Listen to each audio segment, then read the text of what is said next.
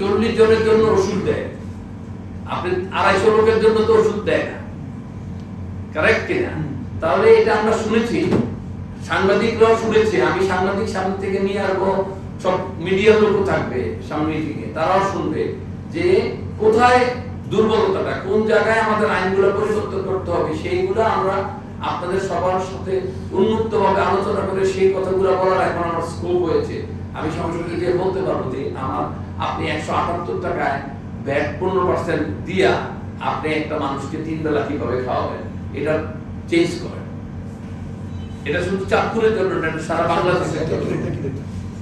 শুধু চাঁদপুর সদরের এবং হাইমচরের হেলথ সেক্টর না, সারা বাংলাদেশকে পরিবর্তন করতে হবে। একটা সহনশীল জায়গাতে আসতে হবে, যে কন্ট্রাক্টর খাদ্য দিবে তার সে মান রক্ষা করবে এবং সে প্রফিটও করতে হবে, সে অনেকগুলো লোক চালাবে, এখানে বাবুচি তার পেরোলে বিভিন্ন পেরোলে থাকবে, সেখানে তার স্বাস্থ্য সেবা নিশ্চিত করতে হবে, প্রয়োজনে তাদের ইন্স্যুরেন্স থাকতে হবে।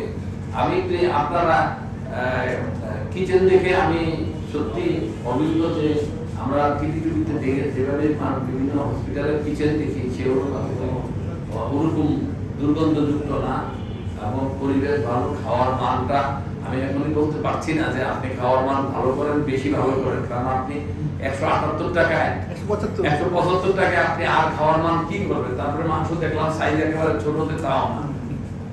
এখানে তো যারা রুগী আসে অনেকেই খাইতে পারে না, তো দোষারোপ আমরা না করি সবাই, আমি এখানে আমার সামনে সাংবাদিক ভাইরাও আছে, আপনারা দোষারোপ না করে আপনারা পজিটিভ কথাগুলো লেখেন, যেই কথাগুলো দিয়ে আপনার সমাজ এবং সরকার দেখবে যে এই জায়গাগুলোতে আমাদের একটু পরিবর্তন করলে, আইন পরিবর্তন করলে রুগীরা ভালো সার্ভিস পাবে।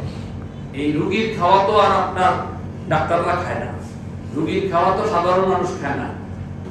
আর আপনাকে হলফ করে কথা দিতে পারি, আপনি আমাকে লিস্ট দেন, যে দালালদের লিস্ট দেন, এবং এই দালালরা এই এলাকার আশেপাশে, এটা অন্তত